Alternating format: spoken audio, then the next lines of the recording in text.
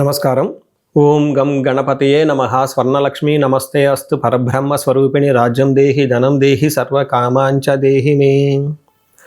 అందరికీ స్వర్ణలక్ష్మి అమ్మవారు ఎప్పుడు ప్రతి నిమిషం సంతోషంగా ఉండే విధంగా, చక్కగా నవ్వుతూ ఉండే విధంగా, ఆనందభరితంగా ఉండే విధంగా మనల్ని అందరినీ అనుగ్రహించాలని, అంతేకాకుండా మనందరికీ రాజ్యాధికారం ఉండే విధంగా అనుగ్రహించాలని, అమ్మవారు మనందరికీ సమృద్ధిగా ధనం ఇవ్వాలని, అంతేకాకుండా ప్రతి ఒక్కళ్ళకి వాళ్ళ మనసులో ఉన్న కోరిక తక్షణమే నెరవేర్చే విధంగా అమ్మవారికి మనకు ఆశీర్వాదం ఉండాలని చెప్పేసి కోరుకుంటూ ముందుకెళ్దాం.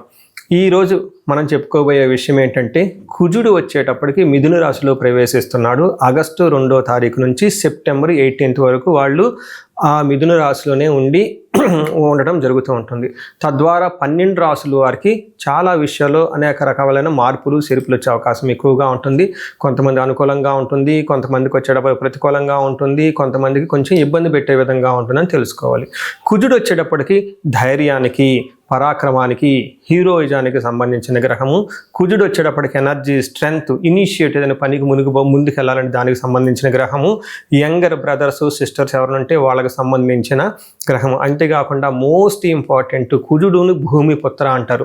అంటే ల్యాండ్స్, ప్రాపర్టీస్, బిల్డింగ్, కన్స్ట్రక్షన్ వీటికి సంబంధించిన గ్రహం. కుజుడు వచ్చేటప్పటికి మిలిటరీ, పోలీస్, సైన్యాధ్యక్షులు ఇలాంటి వాటికి సంబంధించి, వెపన్స్కి సంబంధించిన గ్రహము. అలాగే కాకుండా కుజుడు వచ్చేటప్పటికి ఫైర్, హీట్, ఇంజనీరింగ్, టెక్నాలజీ, ఫోర్స్ని అప్లై చేసే ఇట్లాంటి పనులన్నిటి కూడా కుజుడికి సంబంధించిన గ్రహం. ఇలాంటి కుజుడు మిథున రాశిలో 45 రోజులు సుమారు ఉండటం వల్ల మిగతా 12 రాశుల వరకు ఎలా ఉందో మనం చూద్దాం. నమస్కారం. మనం వృషభ రాశి గనుక చూస్తే దీని ప్రభావంతో ఎలా ఉండబోతుందంటే, వృషభ రాశి వారికి 2వ స్థానంలో ఈ యొక్క కుజుని యొక్క సంచారం జరుగుతూ ఉంటుంది. ఎప్పుడైతే 2వ స్థానంలో కుజుని యొక్క సంచారం జరుగుతుందో వాళ్ళకి ధనానికి సంబంధించిన వ్యవహారంలో కొంచెం ఇబ్బంది పడే అవకాశం ఎక్కువగా ఉంటుంది. దాచుకున్న ధనం, కూడబెట్టిన ధనం విషయంలో ఖర్చు పెట్టే అవకాశం ఎక్కువగా ఉంటుంది.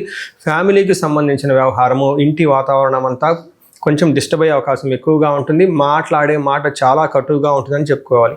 అలానే ఫుడ్స్ వచ్చేటప్పటికి ఈ టైంలో ఆల్కహాల్ తీసుకోవటం, బాగా పొల్లటి వస్తువులు తీసుకోవటం, బాగా స్ట్రింజెంట్గా ఉండే ఒక పదార్థాలు తీసుకునే అవకాశం ఎక్కువగా ఉంటుంది.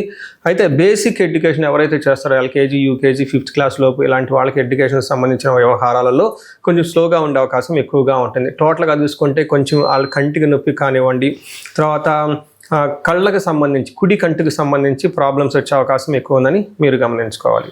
అయితే వృషభ రాశి వారికి మనకు సంస్కృతంలో మహర్షులు ఒక శ్లోకం కూడా చెప్తారు. ఎవరికైతే 2వ స్థానంలో కుజుడు ఉంటే ఏం జరుగుతుంది అనే దాని గురించి. దీనికి ఏం చెప్తారంటే, అసత్వం సతతం క్లేశనాశ సర్వకార్య వినాశనం సదా దుర్జన సంపర్క భీతి స్యాద్ ధనకే కుజ అంటారు. అంటే దీని ప్రకారం ఏంటంటే, అసత్వం అంటే ఎనర్జీ లేకుండా ఉండటం, తర్వాత సతతం క్లేశ, ఎప్పుడు ఏదో ఒక విషయం గురించి బాధపడే అవకాశం ఎక్కువగా ఉంటుంది. ముఖ్యంగా గుర్తుపెట్టుకోండి, సర్వకార్య వినాశనం, ఏదైనా కనుక పని చేస్తే అందులో ఆటంకాలు ఉంటాయని తెలుసుకోవాలి. నెక్స్ట్ చెప్పబోయే చాలా ముఖ్యమైనదండి, సదా దుర్జన సంపర్క, ఎప్పుడు మీ చుట్టూ చెడ్డవాళ్ళు ఉంటారని గమనించుకోండి. ఈ టైంలో చాలా వరకు చెడ్డవాళ్ళు ఉండేసి మిమ్మల్ని ఇబ్బంది పెట్టే విధంగా ఉంటారు. అందుకని ఎవరిని పెడితే వాళ్ళని నమ్మొద్దు. మీకు పక్కన చేరి మీకు చేత డబ్బులు ఖర్చు పెట్టించి వృధాగా మీ చేత అనవసరమైన వాళ్ళ ఖర్చులు పెట్టించి మళ్ళీ తిరిగి మిమ్మల్ని అనే అవకాశం ఎక్కువగా ఉంటుంది. కొంచెం జాగ్రత్తగా ఉండటం ఎంతైనా అవసరం. వీటితో పాటుగా కొంచెం భయం కలిపే సంఘటనలు కూడా జరిగే అవకాశం ఎక్కువగా ఉంటుంది. చూసారు కదండి, ఈ రాశి వాళ్ళు కొంచెం జాగ్రత్తగా ఈ 45 డేస్ మనం చెప్పుకున్న విషయాల్లో ఛాలెంజింగ్ ఉండే అవకాశం ఎక్కువగా ఉంటుందని గమనించాలి. మనం ఈ రాశి వారికి పరిహారాలు చూసుకుంటే, ఇందులో పరిహారాలు 2-3 రకాలుగా చెప్తానండి. ఒకటి సెల్ఫ్ రెమెడీస్, మీరు చెప్పుకునే పరిహారాలు చెప్తాను.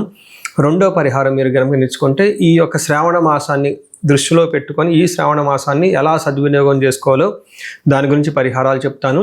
తర్వాత విశేష పరిహారాలు ఉన్నట్టు మీ యొక్క ఇండివిడ్యువల్ జాతకానికి సంబంధించిన పరిహారాలు, ఇలా 3 లెవెల్లో పరిహారాలు చెప్తాను. ఫస్ట్ ఏంటంటే, మనకు శ్రావణ మాసం వస్తుంది కాబట్టి ఈ శ్రావణ మాసాన్ని మనం సద్వినియోగం చేసుకునే విధంగా స్వర్ణలక్ష్మి విశేష హోమం అనేది ఒక హోమం జరుగుతూ ఉంటుంది. ఎవరైనా గనక, అది నా సమక్షంలో జరుగుతూ ఉంటుంది, ఎవరికైతే 16 మంది లక్ష్మీలు కావాలి, సిద్ధలక్ష్మి, మోష్టలక్ష్మి, ఇష్టలక్ష్మి, గజలక్ష్మి, ఇలా అనేక మంది లక్ష్మీల యొక్క కటాక్షం మీకు కావాలనుకుంటే స్వర్ణలక్ష్మి విశేష హోమం జరుగుతూ ఉంటుంది. ఇక్కడ స్వర్ణలక్ష్మి అమ్మవారి దేనికి ప్రతీక అంటే, మీ యొక్క సంపదలకి విలువ పెరగటానికి స్వర్ణలక్ష్మి అంటారు. అంటే ఆల్రెడీ మనకు ఇల్లు ఉండొచ్చు, సంపాదన ఉండొచ్చు, పిల్లలు ఉండొచ్చు, అందరూ ఉండొచ్చు. అయితే వాటికి విలువ ఇంకా పెరగటానికి కావాల్సిన ఒక శక్తి అమ్మవారిని స్వర్ణలక్ష్మి అంటారు. ఈ యొక్క స్వర్ణలక్ష్మి విశేష పూజ చేయడం జరుగుతుంటుంది.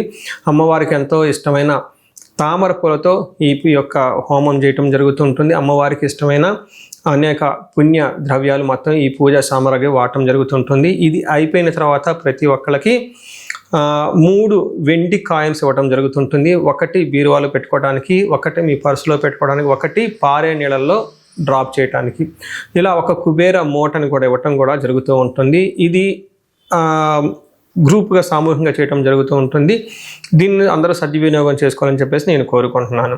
నెక్స్ట్ రెమెడీస్, ఈ కుజుడికి సంబంధించిన ఇంట్లో చేసుకునే రెమెడీస్ ఏంటంటే, ఫస్ట్ కందులు 1 కేజీ దానం ఇవ్వగలిగితే చాలా బాగుంటుంది. సుబ్రహ్మణ్యేశ్వర స్వామి భుజంగ స్తోత్రం చదివితే ఇంకా చాలా బాగుంటుంది.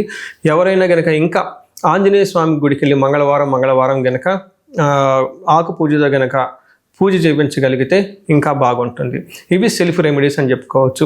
విశేష రెమెడీస్ అన్ని కొన్ని ఉంటాయి. ఇవేంటంటే మీ యొక్క ఇండివిడ్యువల్గా జాతకంలో ఏదైనా గనక దోషాలున్నా, గ్రహశాంతులున్నా అవి ఒకసారి జాతక చక్రం చూపించుకుంటే బాగుంటుంది. ముఖ్యంగా ఎవరి వయసు అయితే 40 సంవత్సరాలు +/- 5 ఇయర్స్ అంటే 35 to 45, 50 ఈ రేంజ్లో ఉండి సక్సెస్ఫుల్గా 10 ఇయర్స్ ట్రాక్ రికార్డ్, ఎడ్యుకేషన్ ఉండి, ప్రొఫెషనల్ ట్రాక్ రికార్డ్ ఉండి, అంతా బాగుండి ఎక్కడో కనుక లైఫ్లో మీకు ఆగిపోయారన్న ఒక ఫీలింగ్ వచ్చేసి ఉంటే దానికి కారణం మీకున్న శాపాలు యాక్టివేట్ అయ్యి ఉంటాయని గమనించుకోండి.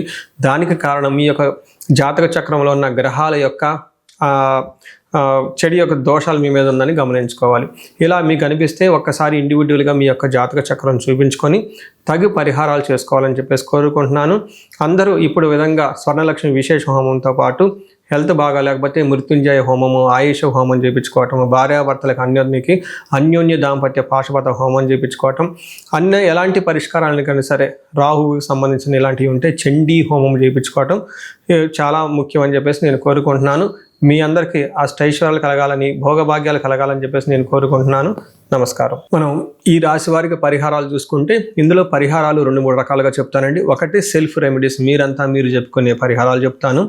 రెండో పరిహారం మీరు గమనించుకుంటే ఈ యొక్క శ్రావణ మాసాన్ని దృష్టిలో పెట్టుకొని ఈ శ్రావణ మాసాన్ని ఎలా సద్వినియోగం చేసుకోవాలో దాని గురించి పరిహారాలు చెప్తాను. తర్వాత విశేష పరిహారాలు ఉన్నట్టు మీ యొక్క ఇండివిడ్యువల్ జాతకానికి సంబంధించిన పరిహారాలు ఇలా 3 లెవెల్లో పరిహారాలు చెప్తాను. ఫస్ట్ ఏంటంటే మనకు శ్రావణ మాసం వస్తుంది కాబట్టి ఈ శ్రావణ మాసాన్ని మనం సద్వినియోగం చేసుకునే విధంగా స్వర్ణలక్ష్మి విశేష హోమం అనేది ఒక హోమం జరుగుతూ ఉంటుంది. ఎవరైనా గనక అది నా సమక్షంలో జరుగుతూ ఉంటుంది. ఎవరికైతే 16 మంది లక్ష్మీలు కావాలి, సిద్ధలక్ష్మి, మోష్టలక్ష్మి, ఇష్టలక్ష్మి, గజలక్ష్మి, ఇలా అనేక మంది లక్ష్మీల యొక్క కటాక్షం మీకు కావాలనుకుంటే స్వర్ణలక్ష్మి విశేష హోమం జరుగుతూ ఉంటుంది. ఇక్కడ స్వర్ణలక్ష్మి అమ్మవారి దేనికి ప్రతీక అంటే మీ యొక్క సంపదలకి విలువ పెరగటానికి స్వర్ణలక్ష్మి అంటారు. అంటే ఆల్రెడీ మనకు ఇల్లు ఉండొచ్చు, సంపాదన ఉండొచ్చు, పిల్లలు ఉండొచ్చు, అందరూ ఉండొచ్చు. అయితే వాటికి విలువ ఇంకా పెరగటానికి కావాల్సిన ఒక శక్తి అమ్మవారిని స్వర్ణలక్ష్మి అంటారు. ఈ యొక్క స్వర్ణలక్ష్మి విశేష పూజ చేయడం జరుగుతుంటుంది. అమ్మవారికి ఎంతో ఇష్టమైన తామర పూలతో ఈ యొక్క హోమం చేయటం జరుగుతుంటుంది. అమ్మవారికి ఇష్టమైన అనేక పుణ్య ద్రవ్యాలు మొత్తం ఈ పూజా సామగ్రి వాడటం జరుగుతుంటుంది. ఇది అయిపోయిన తర్వాత ప్రతి ఒక్కరికి 3 వెండి కాయిన్స్ ఇవ్వడం జరుగుతుంటుంది. ఒకటి బీరువాలో పెట్టుకోవడానికి, ఒకటి మీ పర్సులో పెట్టుకోవడానికి, ఒకటి పారే నీళ్ళల్లో డ్రాప్ చేయడానికి. ఇలా ఒక కుబేర మూటని కూడా ఇవ్వటం కూడా జరుగుతూ ఉంటుంది. ఇది గ్రూప్గా సామూహికంగా చేయడం జరుగుతూ ఉంటుంది. దీన్ని అందరూ సద్వినియోగం చేసుకోవాలని చెప్పేసి నేను కోరుకుంటున్నాను. నెక్స్ట్ రెమెడీస్, ఈ కుజుడికి సంబంధించిన ఇంట్లో చేసుకునే రెమెడీస్ ఏంటంటే, ఫస్ట్ కందులు 1 కేజీ దానం ఇవ్వగలిగితే చాలా బాగుంటుంది. సుబ్రహ్మణ్యేశ్వర స్వామి భుజంగ స్తోత్రం చదివితే ఇంకా చాలా బాగుంటుంది. ఎవరైనా గనక ఇంకా ఆంజనేయ స్వామి గుడికి వెళ్ళి మంగళవారం గనక ఆకు పూజతో గనక పూజ చేయించగలిగితే ఇంకా బాగుంటుంది. ఇవి సెల్ఫ్ రెమెడీస్ అని చెప్పుకోవచ్చు. విశేష రెమెడీస్ అన్ని కొన్ని ఉంటాయి. ఇవేంటంటే మీ యొక్క ఇండివిడ్యువల్గా జాతకంలో ఏదైనా గనక దోషాలున్నా, గ్రహశాంతులున్నా అవి ఒకసారి జాతక చక్రం చూపించుకుంటే బాగుంటుంది. ముఖ్యంగా ఎవరి వయసు అయితే 40 సంవత్సరాలు +/- 5 ఇయర్స్ అంటే 35 to 45, 50 ఈ రేంజ్లో ఉండి సక్సెస్ఫుల్గా 10 ఇయర్స్ ట్రాక్ రికార్డ్, ఎడ్యుకేషన్ ఉండి, ప్రొఫెషనల్ ట్రాక్ రికార్డ్ ఉండి, అంతా బాగుండి ఎక్కడో కనుక లైఫ్లో మీకు ఆగిపోయారన్న ఒక ఫీలింగ్ వచ్చేసి ఉంటే దానికి కారణం మీకున్న శాపాలు యాక్టివేట్ అయ్యి ఉంటాయని గమనించుకోండి. దానికి కారణం మీ యొక్క జాతక చక్రంలో ఉన్న గ్రహాల యొక్క చెడు యొక్క దోషాలు మీ మీద ఉందని గమనించుకోవాలి. ఇలా మీకు అనిపిస్తే ఒక్కసారి ఇండివిజువల్గా మీ యొక్క జాతక చక్రం చూపించుకొని తగు పరిహారాలు చేసుకోవాలని చెప్పేసి కోరుకుంటున్నాను. అందరూ ఇప్పుడు విధంగా స్వర్ణలక్ష్మి విశేష హోమంతో పాటు హెల్త్ బాగా లేకపోతే మృత్యుంజయ హోమము, ఆయుష హోమం చేయించుకోవటం, భార్యాభర్తలకు అన్యోన్య దాంపత్య పాశుపత హోమం చేయించుకోవటం, ఎలాంటి పరిష్కారాలను కానీ సరే రాహువుకి సంబంధించిన ఇలాంటివి ఉంటే చండీ హోమం చేయించుకోవటం చాలా ముఖ్యం అని చెప్పేసి నేను కోరుకుంటున్నాను. మీ అందరికీ అష్టైశ్వర్యాలు కలగాలని, భోగభాగ్యాలు కలగాలని చెప్పేసి నేను కోరుకుంటున్నాను. నమస్కారం.